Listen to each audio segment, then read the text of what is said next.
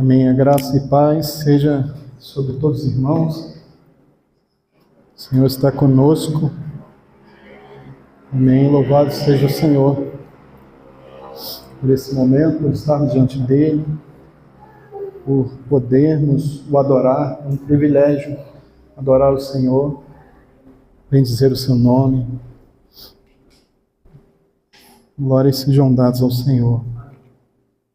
Gostaria de convidar os irmãos a abrirem suas Bíblias no Evangelho de Mateus, Evangelho segundo Mateus, no capítulo 5.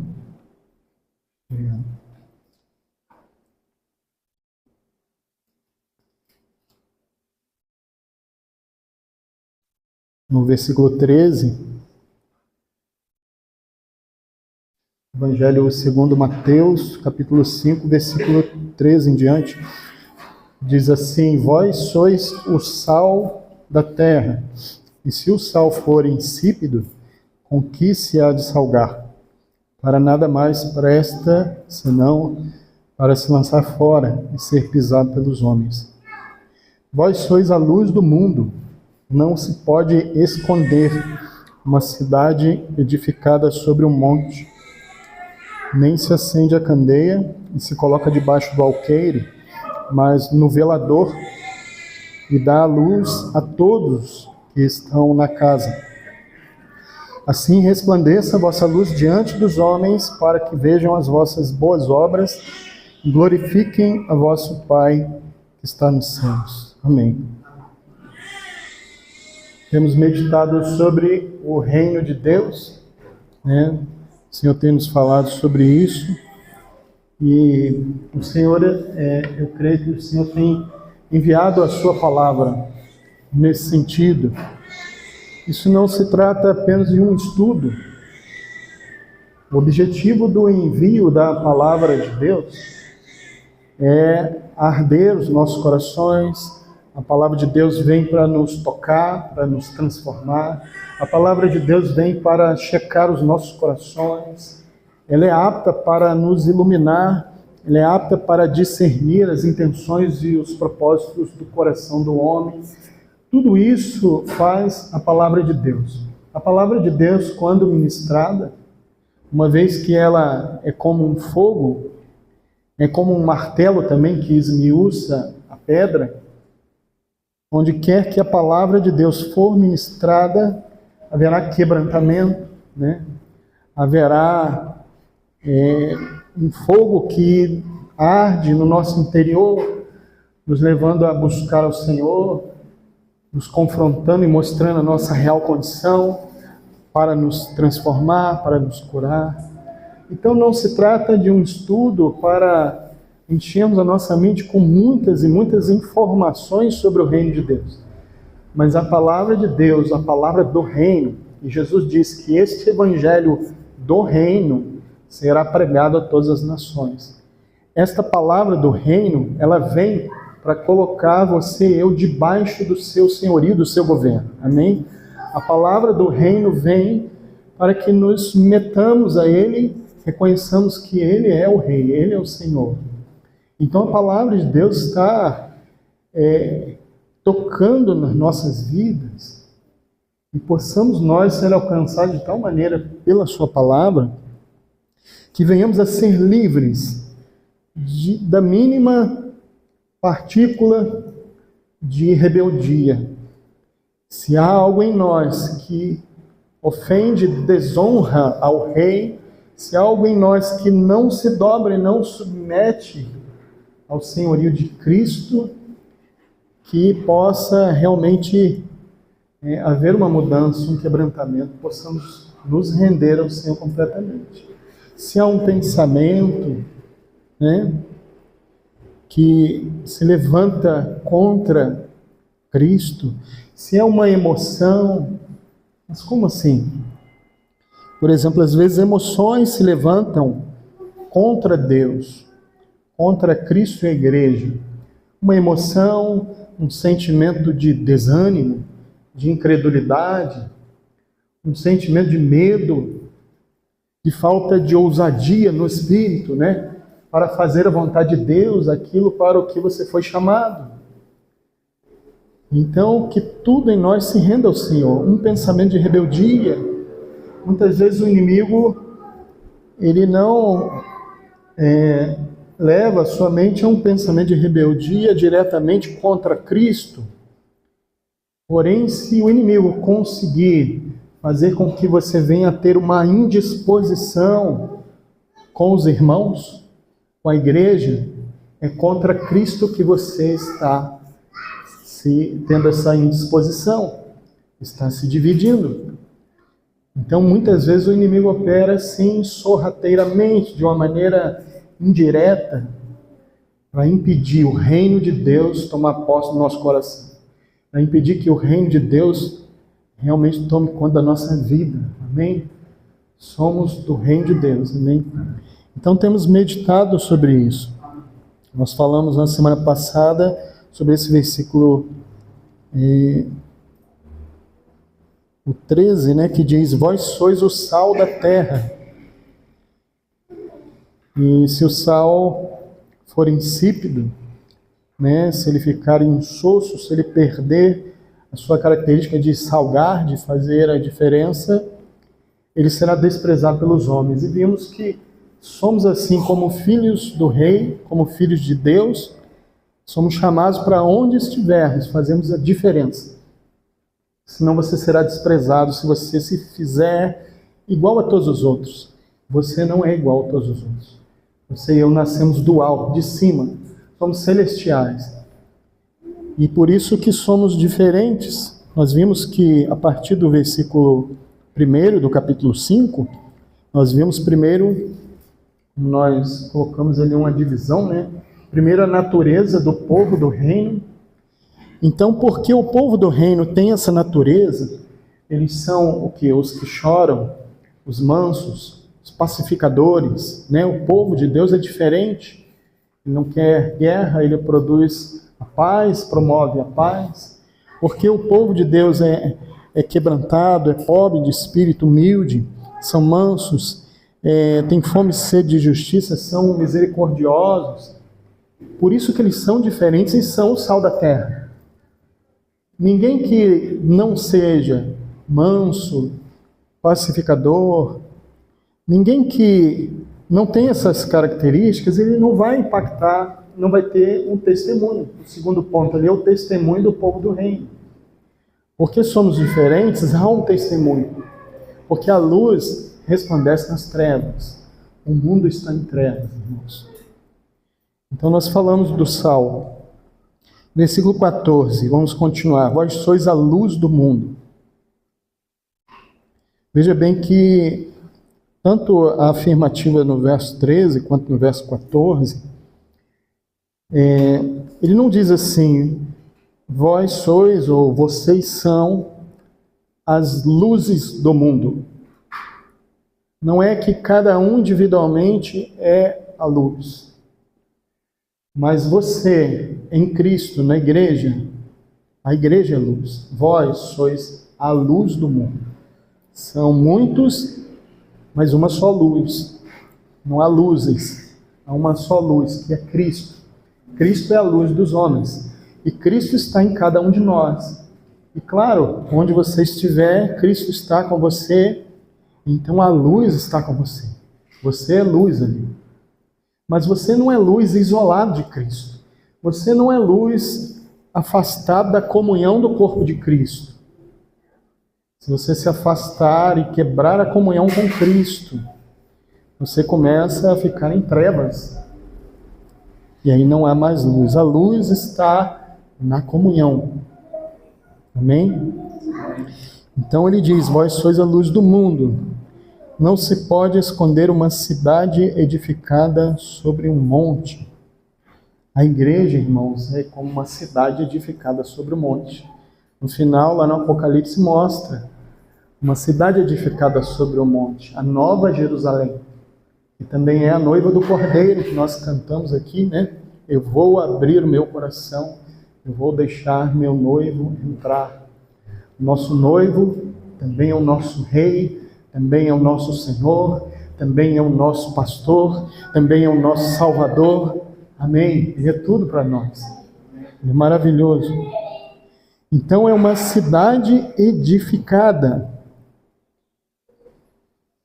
Irmãos, na edificação é que realmente há um testemunho de luz para o mundo que está em trevas. Por isso que precisamos edificar uns aos outros. Algo em que devemos nos ocupar é na edificação da igreja. A obra da salvação, Cristo a fez sozinho. Nós não poderíamos cooperar na obra da salvação. Somente o Senhor, sozinho, foi ao Calvário fazer a obra da salvação. Porém, agora na obra da edificação, a palavra de Deus diz que nós somos cooperadores. Vamos abrir a Bíblia em 1 Coríntios, na primeira carta de Paulo aos Coríntios, no capítulo 3.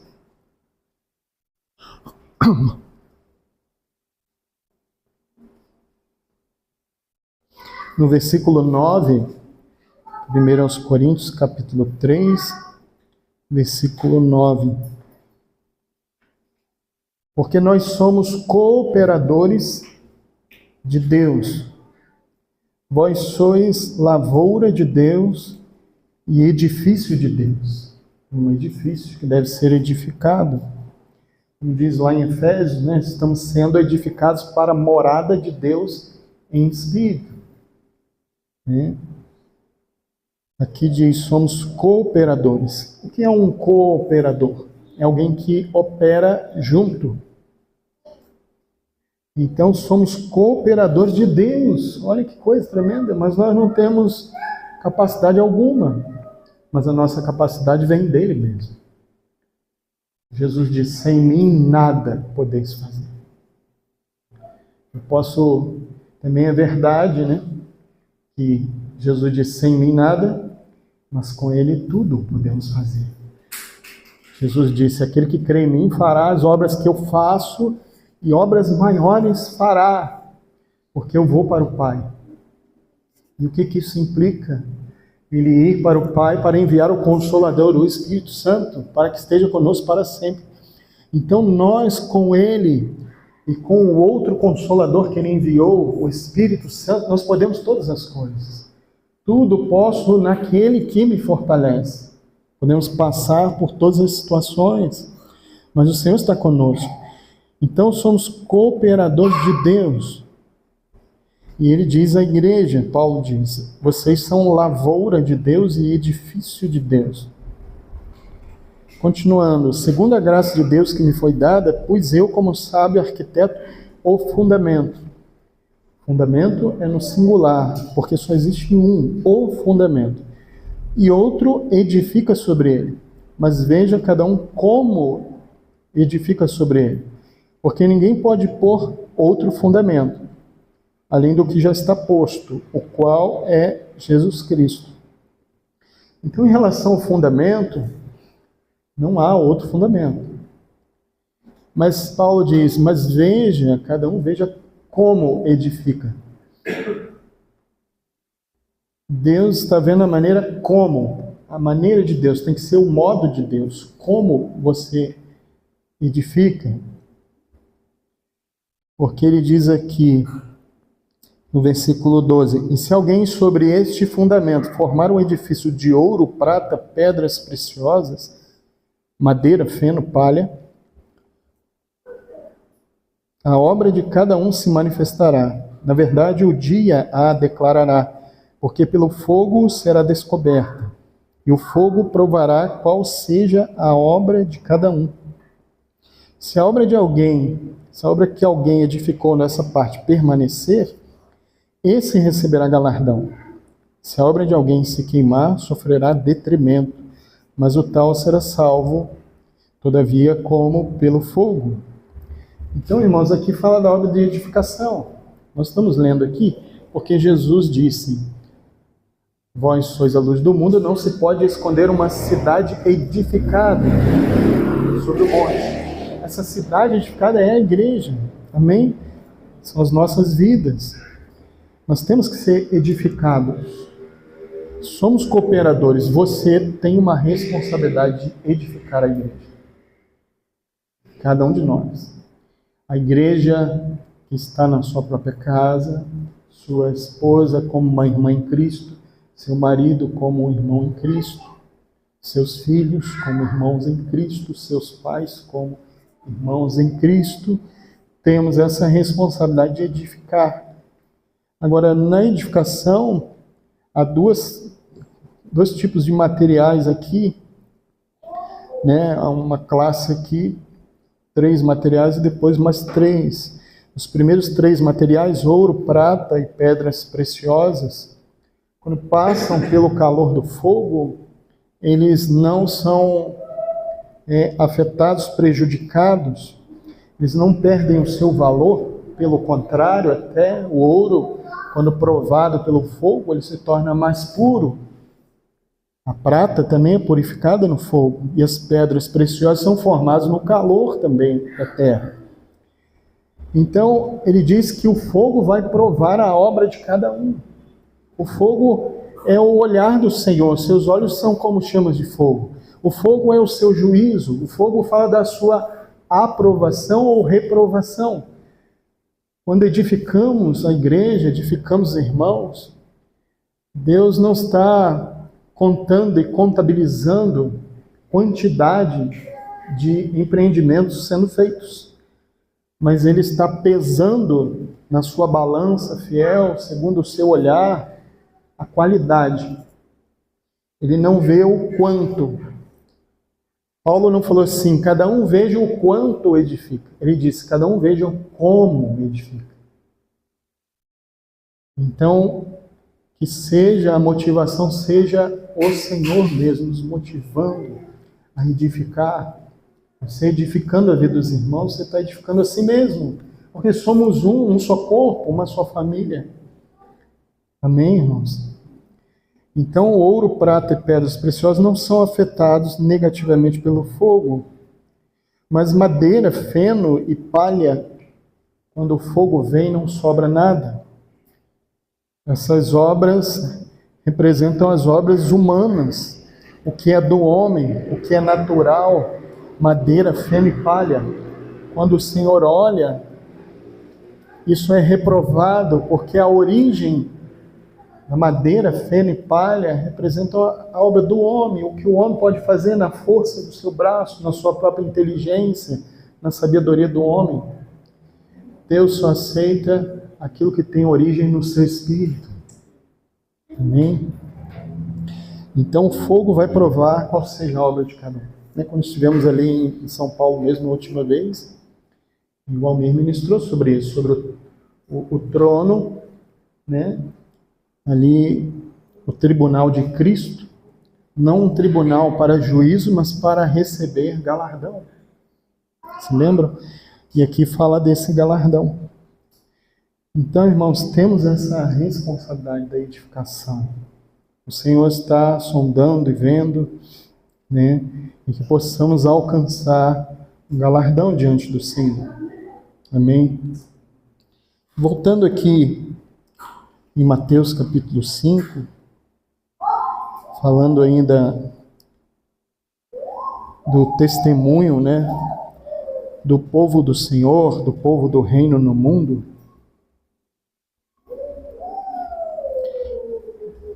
O povo de Deus é luz nesse mundo.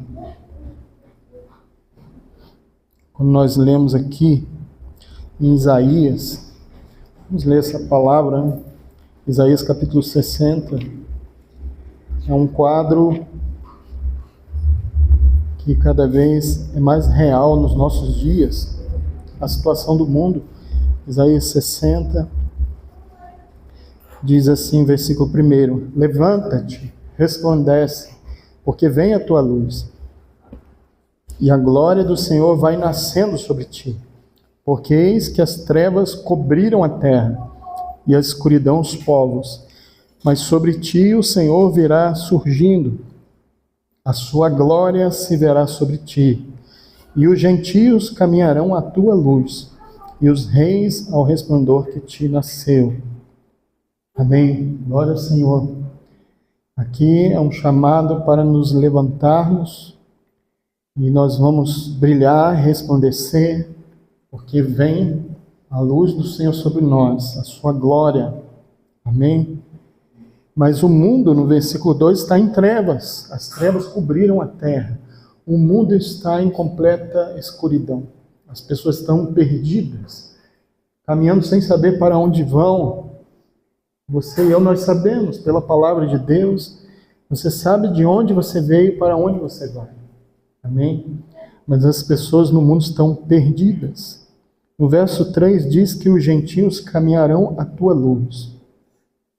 Essa deve ser a realidade de um cristão onde ele estiver. Você deve ser uma fonte de luz para aqueles que estão perdidos ao seu redor.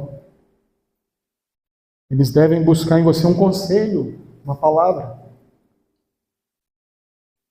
Pela experiência, né?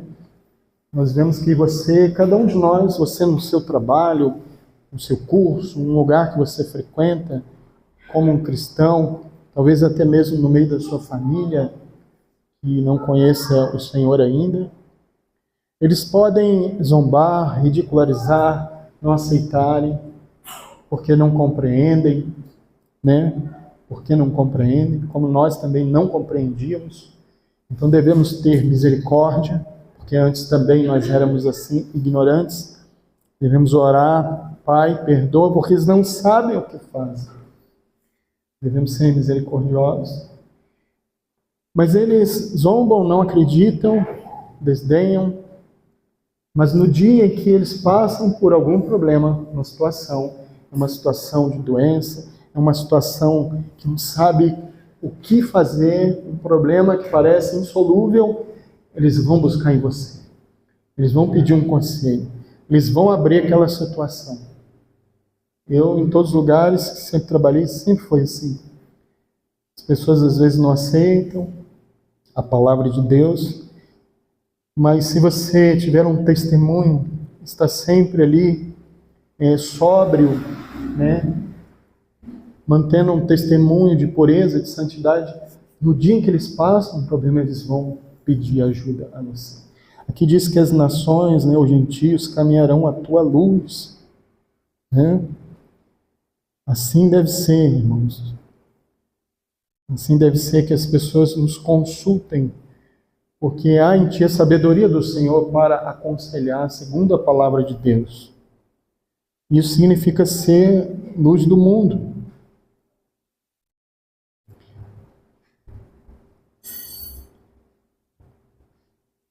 Como nós já dissemos aqui, voltando a Mateus capítulo 5, como nós já dissemos sobre o testemunho da unidade. Vós sois a luz do mundo. É na unidade que você vai continuar brilhando e resplandecendo a luz de Cristo, enquanto você mantém a comunhão com Cristo. Como eu posso manter a comunhão com Cristo hoje?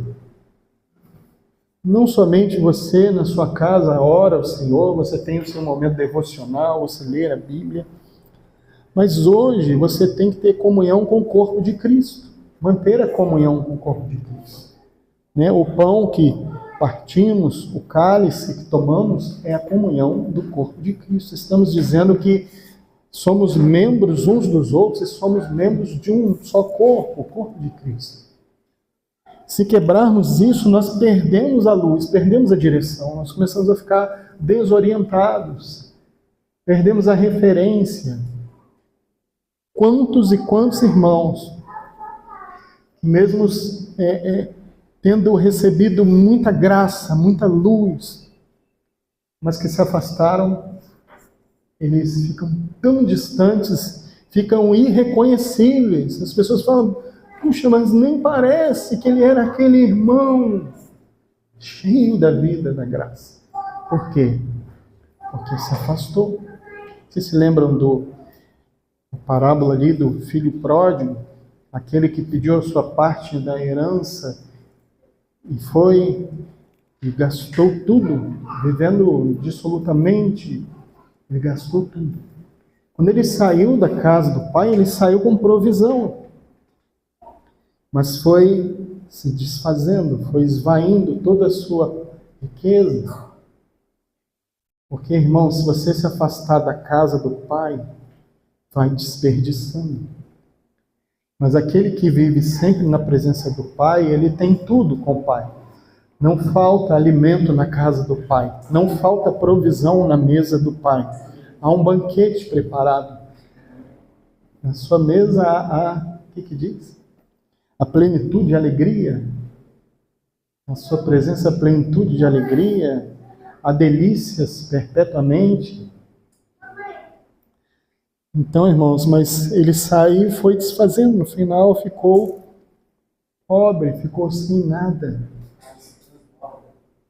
Amém? Unges a minha cabeça com óleo, o meu cálice transborda. Na casa do Pai, o seu cálice transborda.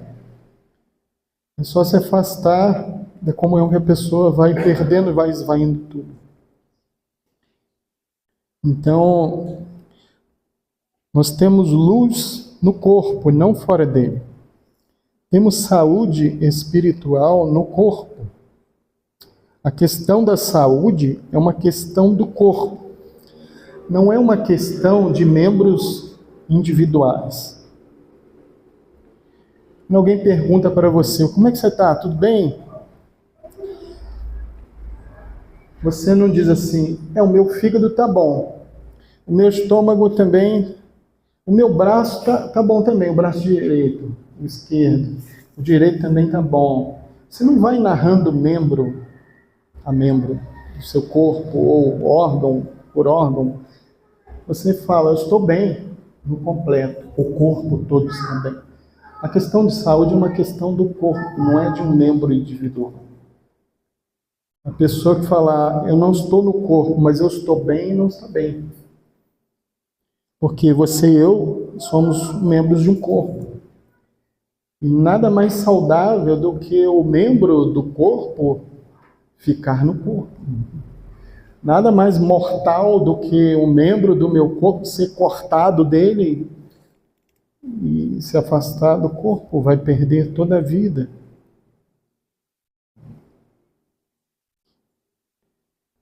Vamos ler aqui esse texto que está em 1 João, na primeira carta de João. E quando Jesus fala, vós sois a luz do mundo, esse é um dos versos que traz muita clareza sobre esse assunto. 1 João capítulo 1.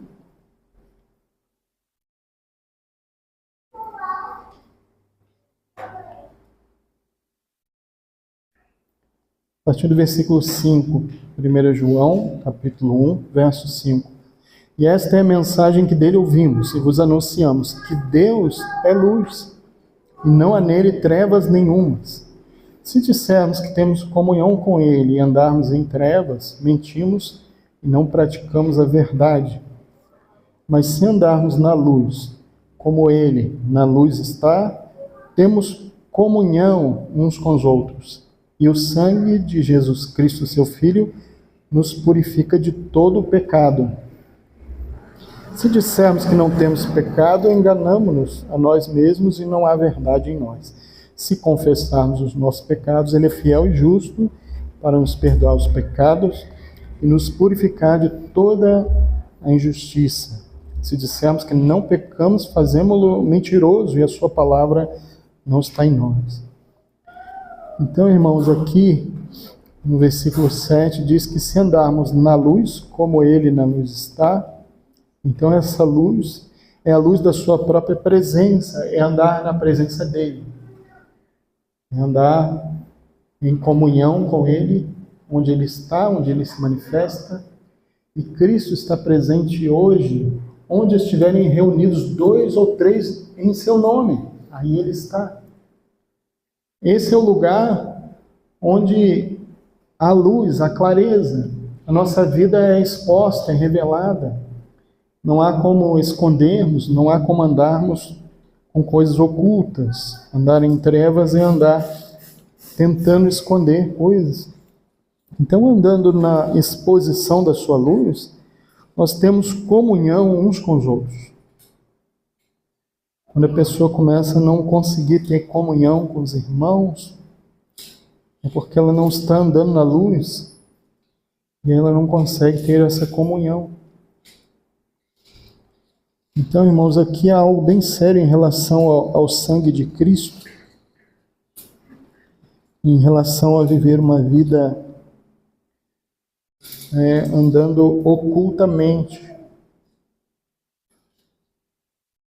Eu vou ler aqui algo que um irmão disse. O custo de permitir uma área encoberta, escura no seu coração, é um custo alto. Irá trazer o endurecimento, fazendo perder a sensibilidade, impedindo a alegria da salvação, impedindo a frutificação. Se permitirmos algum pecado constante, escondido, secreto, certamente isso nos cegará e seremos enganados. Se você tem uma área escura no seu coração, você tem uma escravidão ali.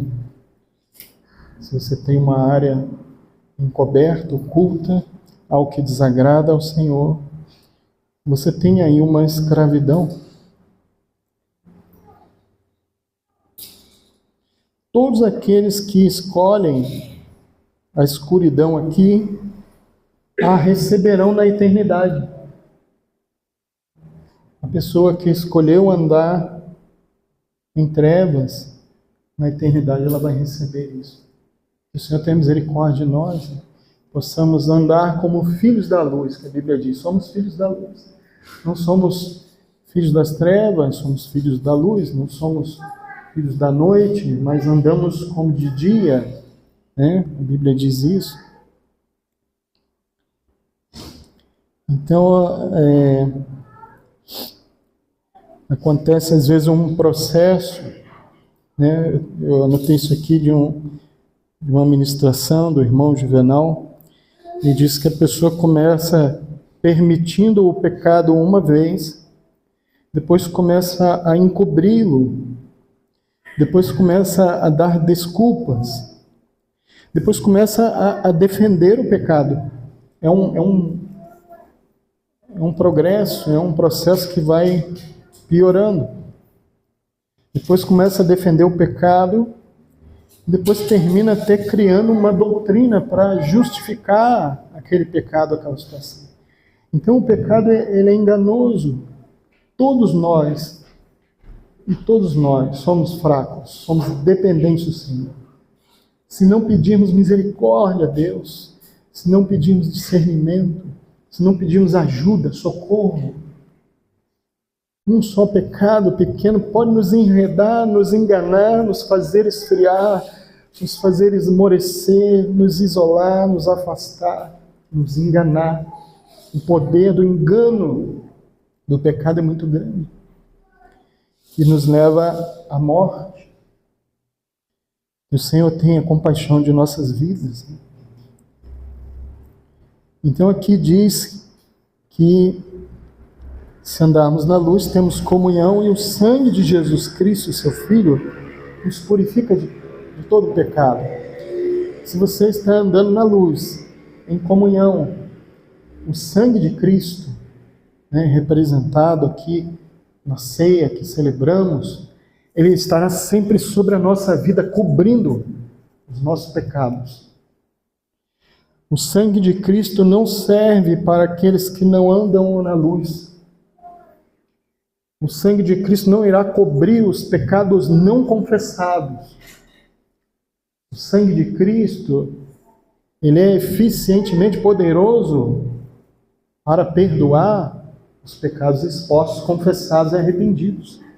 Por isso que logo em seguida, ele diz no verso 9 também, se confessarmos os nossos pecados, ele é fiel e justo para nos perdoar os pecados e nos purificar de toda injustiça.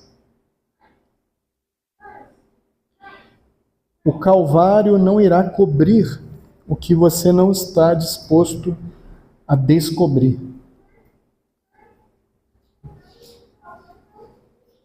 Então, irmãos, possamos colocar nossas vidas diante do Senhor, os nossos corações. Amém? Porque esse é o testemunho daqueles que andam na luz.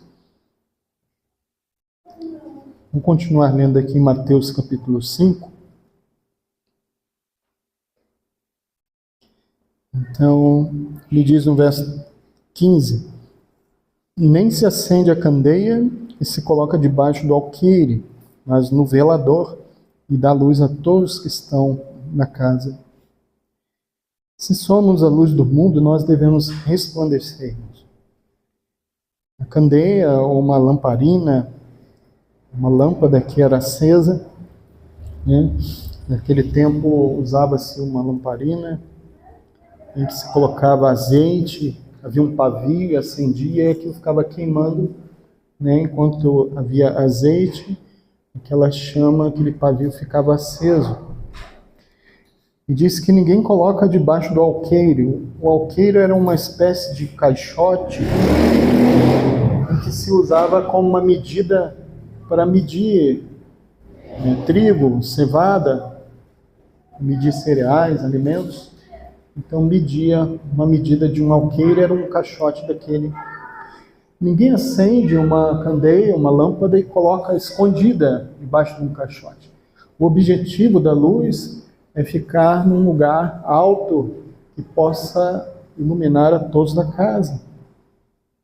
Assim também, verso 16, assim resplandeça a vossa luz diante dos homens.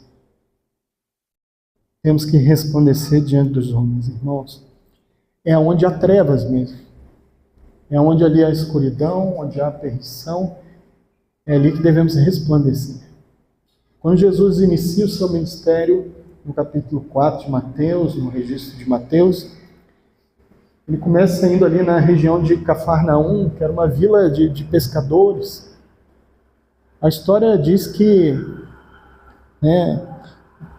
os livros de história dizem que ali era uma região muito pobre. Havia muita pobreza de posses materiais, mas de muita pobreza também moral, onde haviam as pessoas mais em trevas ali. E o que aconteceu? Voltando uma página aqui, em Mateus capítulo 4, versículo 12. Jesus, porém, ouvindo que João estava preso, voltou para a Galiléia, e deixando Nazaré, foi habitar em Cafarnaum, cidade marítima, os confins de Zebulon e Naftali, para que se cumprisse o que foi dito pelo profeta Isaías, que diz: a terra de Zebulon e a terra de Naftali, junto ao caminho do mar, além do Jordão, a Galiléia das nações, o povo que estava assentado em trevas viu uma grande luz, e aos que estavam assentados na região e sombra da morte, a luz raiou. Desde então começou Jesus a pregar e a dizer: arrependei-vos, porque está próximo o reino dos céus. Aleluia, glórias ao Senhor. Aqui, quando Jesus inicia o seu ministério, a pregação, após ele ser batizado, no capítulo 3, no capítulo 4, ele é levado pelo Espírito ao deserto para ser tentado pelo diabo, e após a tentação, aqui Jesus dá início à sua pregação. E aonde que ele escolhe ir? Nesse lugar onde havia as pessoas piores, as pessoas mais imorais, com muito mais pecados, as pessoas numa situação deplorável. Por quê? Porque Jesus, eu sempre digo que Jesus, se ele fosse um médico, ele iria chegar no hospital e ele ia pedir os piores prontuários, as pessoas em estado terminal, as pessoas que já estariam desenganadas por todos os outros médicos. Ele iria pedir: me dá esse, eu quero os piores, eu quero os que estão no estado mais terrível. Jesus foi ali, nessa região, e cumpriu-se uma escritura de Isaías que diz: o povo que estava assentado em trevas viu uma grande luz. Eles viram a vida de Cristo. Eles viram o Senhor. O Senhor primeiro brilhou e resplandeceu, para depois pregar. Se você primeiro brilhar e resplandecer, depois quando você pregar e dizer arrependam-se, porque o reino de Deus está chegando. As pessoas vão se dobrar, elas vão se converter, amém? As pessoas vão reconhecer seus pecados e vão se arrepender. Primeiro, brilhar, depois pregar. Por isso que Jesus também disse, assim resplandeça a vossa luz, né? 5,16. Assim resplandeça a vossa luz diante dos homens, para que vejam as vossas boas obras e glorifiquem a vosso Pai que está nos céus. Jesus tinha acabado de fazer isso, né? Logo atrás aqui, e Jesus está falando que vocês sejam assim, que vocês brilhem e resplandeçam assim como eu cheguei naquelas pessoas que estavam assentadas em trevas. Vocês agora vão também, aquelas pessoas que estão necessitadas e carentes. Vocês vão resplandecer. O objetivo das boas obras, aqui no versículo 16, né, para que vejam as vossas boas obras, glorifiquem a vosso Pai que está nos céus. A genuína boa obra é aquela que dá glória a Deus. Isso é boa obra, segundo a Bíblia, biblicamente. Qualquer outra boa obra que alguém chamar de boa obra, dê o nome que quiser, de caridade, qualquer benfeitoria que alguém no mundo faça para alguém, não importa o tamanho, não importa alguém que doe não sei quantas mil cestas básicas aos pobres, mas se não foi para glorificar a Deus, perante Deus não conta. Perante os homens conta, sim, foi bom, mas estamos falando de boas obras aos olhos de Deus. Estamos preocupados em agradar a Deus. Aqui diz que boas obras são aquelas que dão glória a Deus. Por isso que logo em seguida, Jesus continua ensinando, e logo à frente, ele vai dizer um pouco mais à frente, que a nossa justiça, a nossa vida de justiça, ela deve exceder, deve ser num nível muito mais elevado do que o padrão dos escribas e fariseus religiosos, porque tudo o que eles faziam era para parecer os homens, para mostrar para os outros. E nisso eles já eram glorificados pelos homens, eles já recebiam a sua recompensa. Louvor, glória, reconhecimento, elogios.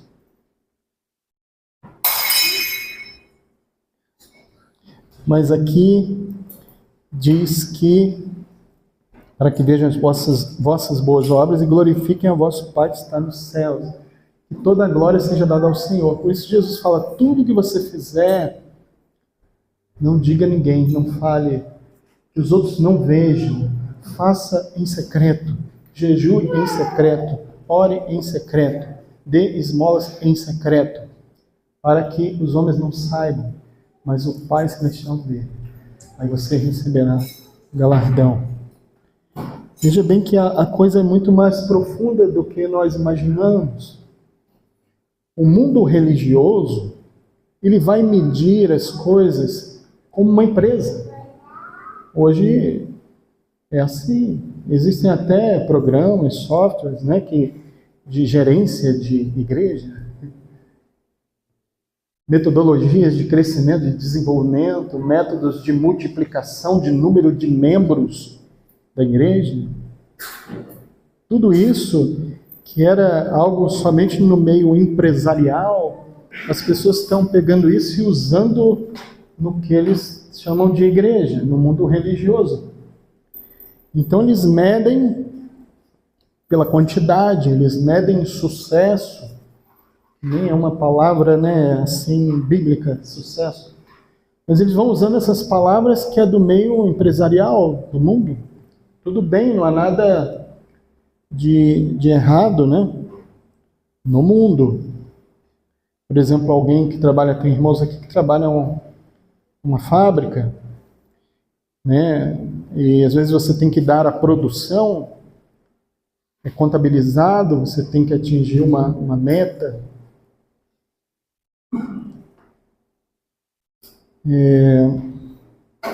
Eu me lembro de uma pessoa que foi trabalhar numa confecção, né?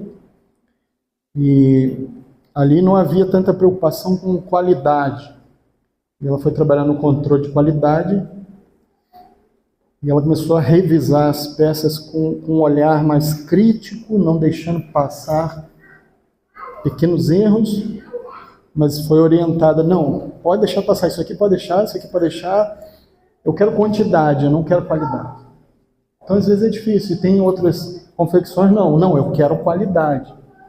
Isso aqui não pode passar, isso aqui não pode passar, revise, né? Mas Deus não está olhando a quantidade, Ele está olhando a qualidade. No mundo religioso, as pessoas pensam assim, não importa como está sendo feito, desde que seja feito. Não importam os meios, a maneira. Os fins vão justificar os meios. Contanto que seja pregado de qualquer maneira que pregar, tá bom. De qualquer maneira, desde que as pessoas venham, que encham o salão, não importa a maneira que vamos fazer isso. O que importa é que o salão fique cheio de gente. Mas na obra de Deus não é assim. Deus pesa a origem, Ele vê o como. Ele vai avaliar o quanto dele mesmo tem em cada um. A Bíblia fala do crescimento não numérico, fala do crescimento de Deus naqueles que são do Senhor, naqueles na igreja. O crescimento é o quanto de Deus na sua vida, o quanto Deus tem em posse do seu coração, da sua vida. Isso é que é algo positivo e frutífero para Deus. Porque pode ser que você tenha 100 pessoas, mas Deus não tem 10% de cada uma dessas 100 pessoas. Ele não as guia, não as conduz, elas não obedecem, não reconhecem, não vivem para Ele. Então Deus não tem essas pessoas. O reino de Deus é o governo dele sobre a nossa vida. É Ele ganhando o nosso coração. Amém? Então aqui fala da glória ao Senhor. Então agora aqui, a partir do versículo 17, já vem uma sugestão de divisão, né? Daquele esboço ali. E agora a gente vê a lei do povo do reino. Porque tendo terminado de Jesus falar desse testemunho, sal da terra, luz do mundo, e das boas obras dos filhos do reino, no versículo 17, ele começa a falar da lei. O povo do reino, ele tem uma lei. O Sermão do Monte é como a constituição desse reino, uma constituição do reino dos céus. Aqui diz no 17, não penseis que vim trazer a lei, ou que vim destruir a lei ou os profetas. Não vim destruir, mas cumprir. Porque em verdade vos digo que até que o céu e a terra passem, nem um jota, um tio jamais passará da lei, sem que tudo seja cumprido. Qualquer, pois, que violar um desses mandamentos, por menor que seja, e assim ensinar aos homens, será chamado o menor no reino dos céus. Aquele, porém, que os cumprir e ensinar, será chamado grande no reino dos céus. Amém, irmãos? Então o Senhor vai falando aqui da lei do povo do reino. Nós temos uma lei que rege a nossa vida. Estamos num país onde há uma Constituição, existem leis e obedecemos às leis do nosso país. Não devemos transgredir a legislação vigente no nosso país. Porém, como nós não fazemos parte daqui, a nossa pátria está nos céus, somos de outro reino. Esse outro reino tem as suas próprias leis. E essas leis, pelas quais andamos, elas são muito, muito superiores a qualquer lei desse mundo. Porque elas são celestiais. Jesus disse que não veio descumprir a lei. Ele não desobedeceu os mandamentos ali da lei de Moisés. Pelo contrário, ele obedeceu na sua maior essência, na sua profundidade mesmo. Jesus tinha a lei de Deus em seu coração, em seu próprio coração. Ele se deleitava em cumprir a lei de Deus e fazer a vontade do Pai. Ele é o nosso exemplo. Ele é o nosso modelo. Assim também a lei de Deus deve estar no nosso interior. Nós vamos ver isso, sobre isso, né, quando fala da lei, que é, pelo menos iniciando aqui o assunto, né, para ver o quanto é diferente do conceito apenas de lei dos homens. Quando alguém estuda a lei dos homens aqui no mundo, né, eu conheci algumas pessoas que começavam a estudar, cursar a faculdade de Direito, né? Eles já pegam aquele livro grosso, né, e andam com aquilo dia e noite, com aquele né, como é o nome daquele livro? E tem que andar com aquilo igual que passa a ser a Bíblia deles, né? Lendo e relendo, porque se trata de ler, interpretar, decorar, memorizar, né? Nós também temos a Bíblia Sagrada e devemos ler, meditar, se ocupar muito, sim. Devemos ler noite e dia, devemos ler a palavra de Deus todos os dias, ela é alimento para nós, né? Mas é além disso ainda, porque o Senhor colocou a sua lei dentro de nós, nossos corações. Então, num primeiro momento lá com Moisés, havia as tábuas da lei do lado de fora do homem. Mas agora a lei de Deus está dentro de nós. Amém? Então é diferente.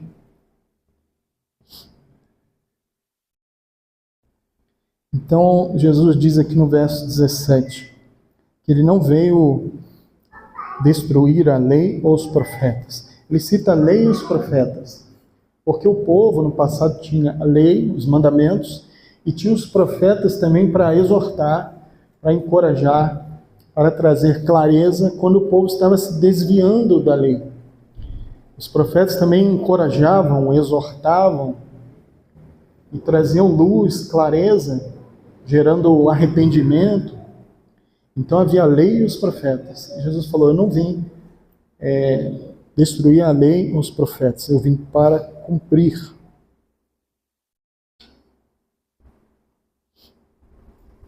Agora, a lei exterior não era suficiente, somente a lei do lado de fora do homem, porque o homem continuava pecando.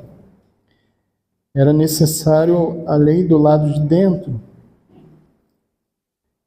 Então, Jesus aqui traz a lei na sua essência mais profunda. Jesus começa dizendo aqui no versículo 21, ele diz assim, ouvistes que foi dito aos antigos, não matarás, mas qualquer que matar será réu de juízo. Eu, porém, vos digo que qualquer que sem motivo se encolerizar, se irar contra seu irmão, será réu de juízo. E qualquer que disser a seu irmão raca, será réu do sinédrio. E qualquer que lhe dizer louco, será réu do fogo do inferno. A palavra raca aqui, se não me engano, é a palavra tolo, né? Então veja bem, é um exemplo aqui. A lei dizia para não matar, mas a lei de Moisés é só dizer para não matar.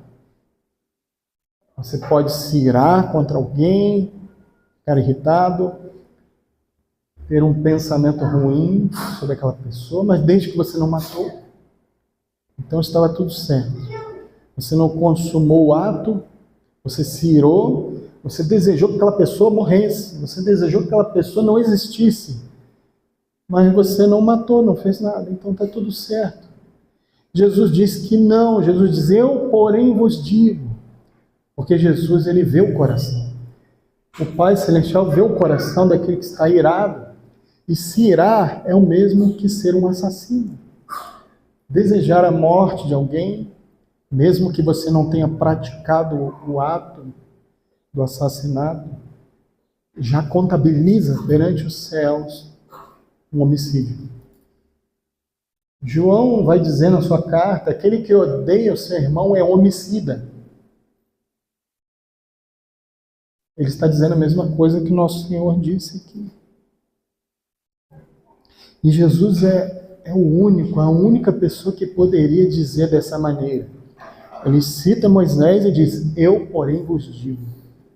Talvez algum daqueles religiosos poderiam dizer, quem é essa pessoa para dizer dessa maneira? O que Moisés disse, e ele diz, ele faz um acrescentamento, uma complementação, ele diz, eu porém digo, quem é esse homem? Sim, ele podia.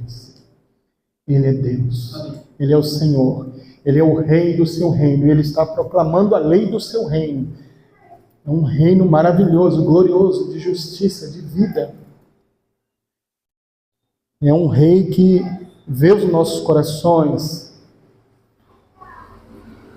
Nada pode estar oculto aos seus olhos. Então a lei dizia que não podia matar, apenas isso. Mas agora Jesus diz, aquele que se irar, ele já será réu de juízo. Ele já está passível de ser condenado, de ser julgado.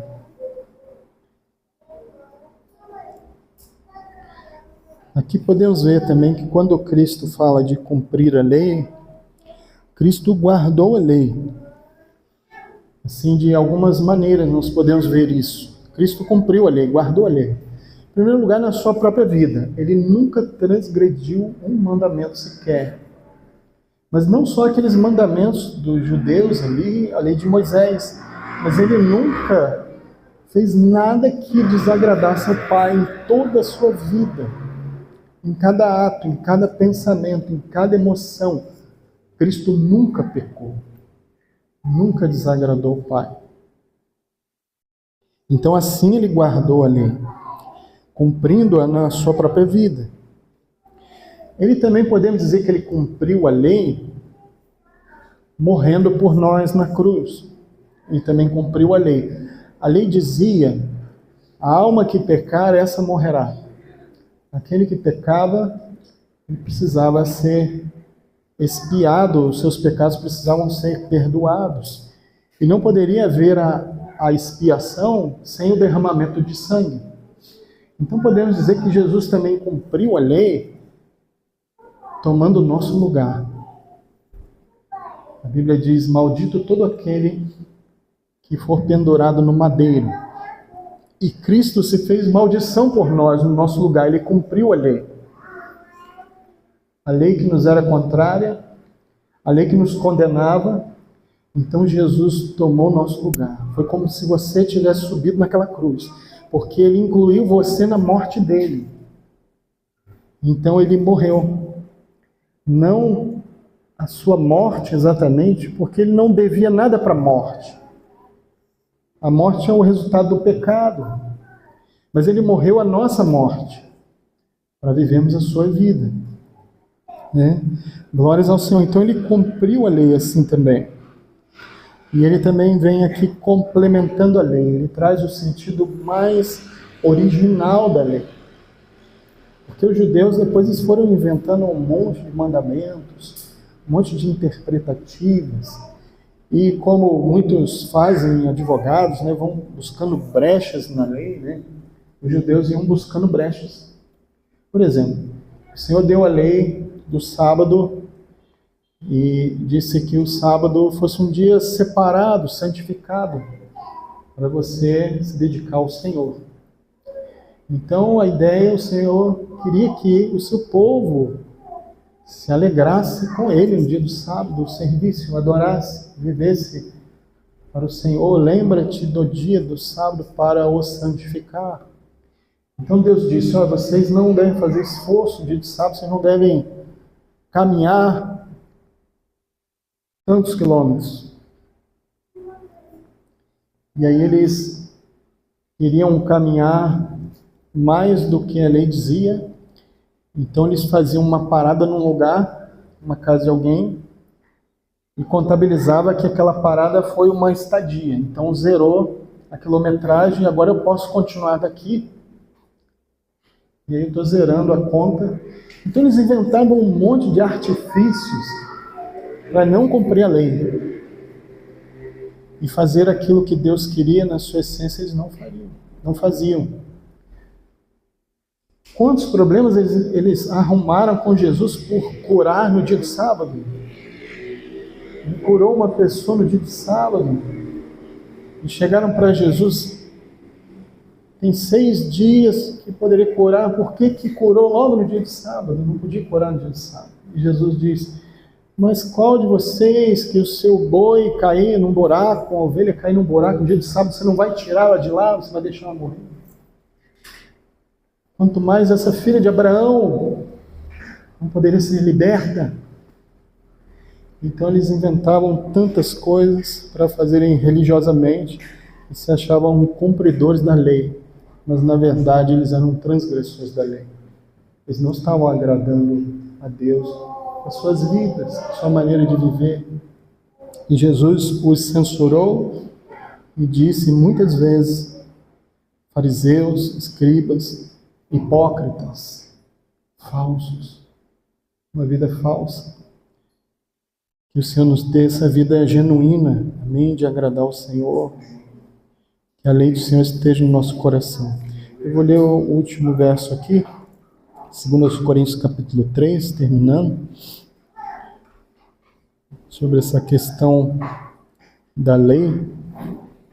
Na segunda carta de Paulo aos Coríntios, no capítulo 3,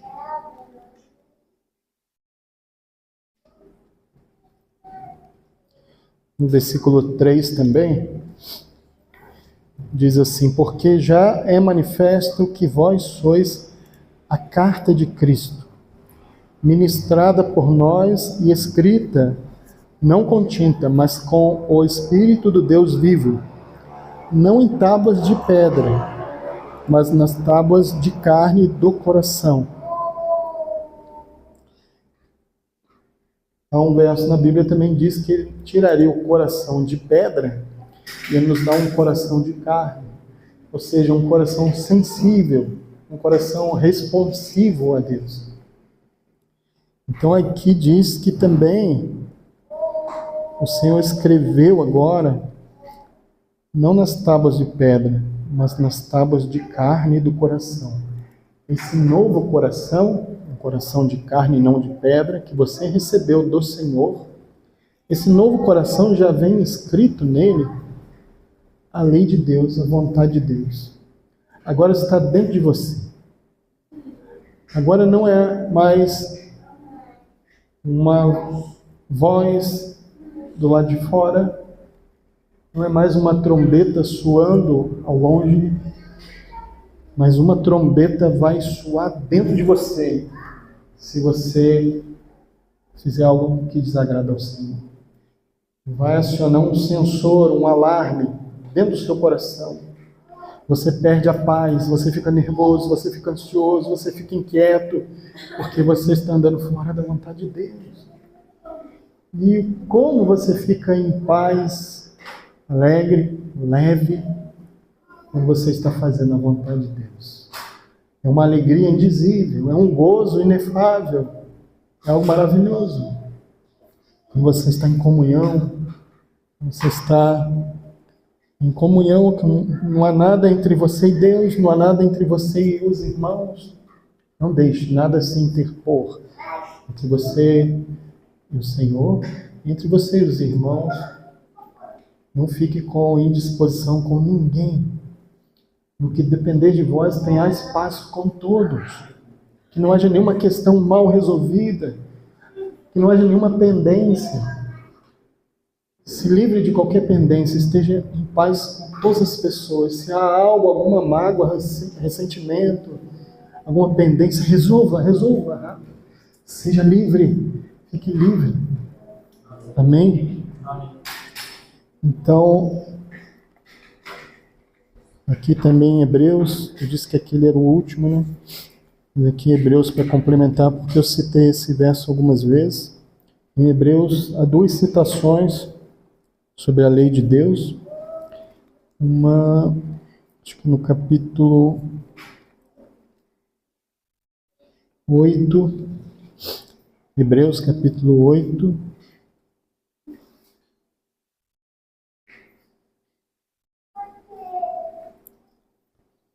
versículo 8, Hebreus 8, 8.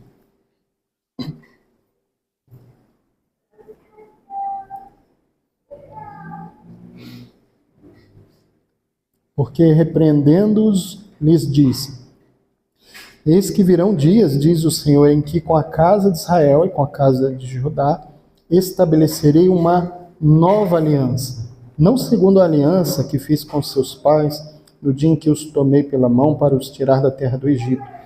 Como não permaneceram naquela minha aliança, eu para eles não atentei, diz o Senhor. Porque esta é a aliança que depois daqueles dias farei com a casa de Israel, diz o Senhor. Porém as minhas leis no seu entendimento, e em seu coração as escreverei. E eu lhes serei por Deus, e eles me serão por povo.